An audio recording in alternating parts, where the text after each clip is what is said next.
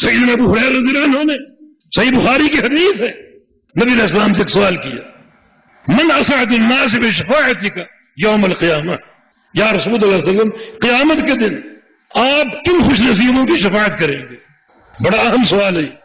شفاعت کا سہارا سب سے اہم سہارا ہم گناہگاروں کے لیے، سب کی خواہش ہے، سب کی تمنا ہے کہ قیامت کے دن اللہ کے حبیب کی شفاعت نصیب ہو جائے۔ یہ تمنا ہے یا نہیں؟ اللہ تعالیٰ سب کو اپنے پیارے پیغمبر کی شفاعت عطا فرمائے۔ شفاعت حاصل کسے ہوگی؟ کہ بڑا ایک عظیم مقام، بڑا عظیم مقام۔ شفاعت کے ذریعے بڑے لوگ بخشے جائیں گے اور کامیاب قرار دیے جائیں گے۔ نبی علیہ السلام کی ایک حدیث ہے، خیرنی ربی بین ان یدخل نصف امتی الجنہ وبین الشفاعۃ، اللہ تعالیٰ نے مجھے دو اختیار دیے کہ اے محمد صلی اللہ علیہ وسلم، یا تو اپنی آدھی امت جنت میں لے لو، آپ کی آدھی امت کو جنت میں داخل کر دوں گا، یا تو یہ لے لو، یا پھر شفاعت لے لو، قیامت کے دن شفاعت کرنا، یہ لے لو۔ صحابہ نے پوچھا ماذا اخترتا یا رسول اللہ صلی اللہ علیہ وسلم، آپ نے کیا پسند کیا، کون سی چیز لی؟ فرمایا کہ اخترت الشفاعہ، میں نے شفاعت پسند کی، مجھے شفاعت چاہیے۔ میں نے شفاعت کے ذریعے آدھی امت سے زیادہ لوگ جنت میں داخل ہوں گے۔ بڑا ایک امید افزا مقام، اس کے لیے دعا کیا کرو، وہ وسائل بروئے کار ضائع کرو جس سے اللہ کے حبیب کی شفاعت حاصل ہو جائے۔ ابو ہریرہ کا سوال، آپ کن خوش نصیبوں کی شفاعت کریں گے؟ آج بہت سے مفروضے دنیا میں چل رہے ہیں، تو محفل میلاد منعقد کر لو شفاعت حاصل ہو جائے گی، نبی کی شان میں قصیدہ کہہ لو شفاعت حاصل ہو جائے گی۔ نہیں، جس نے شفاعت کرنی ہے، جس کو مقام شفاعت کا شرف عطا کیا گیا ہے، اس سے پوچھو کہ آپ نے شفاعت کس کی کرنی؟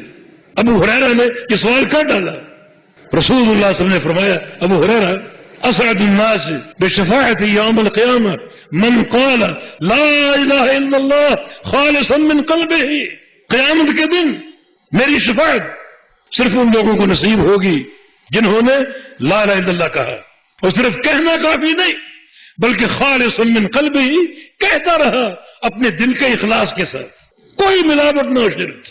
میرے بھائیو، یہ اخلاص معنی کے فہم کے بغیر پیدا ہو سکتا ہے؟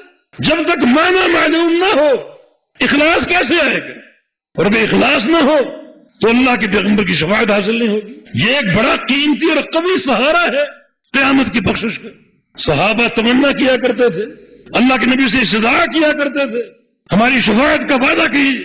آپ نے سوچا، اور واقعی آپ رحمت اللہ علیہ کہ آج یہ صحابہ موجود ہیں اور میں بھی موجود ہوں، اور یہ مجھ سے شفاعت کی استدعا کرتے ہیں اور میں وعدہ کر لیتا ہوں، لیکن بعد میں آنے والے لوگ کیا کریں گے؟ وہ شفاعت کا کس سے وعدہ لیں گے؟ چنانچہ کوئی ایسا فارمولہ ہونا چاہیے جو دے دیا جائے اور پوری امت کے لیے شفاعت کے تعلق سے امید افزا بن جائے، ایک قاعدہ، ایک ضابطہ بیان کر دیا جائے کہ یہ ضابطہ شفاعت کا ہے، اسے اپنا لیں۔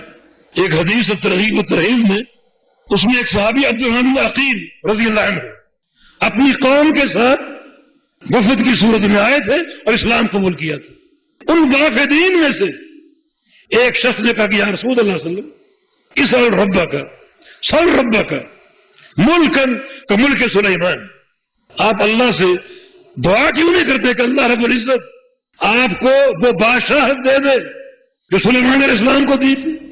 آپ یہ دعا کیوں نہیں کر رہے تھے؟ آپ مسکرائے اور فرمایا، اللہ تعالیٰ نے مجھے جو کچھ دیا ہے وہ سلیمان علیہ السلام کی بادشاہت سے کہیں افضل، اس سے بہترین ہے۔ پھر وہ کیا چیز ہے؟ فرمایا کہ وہ شفاعت ہے۔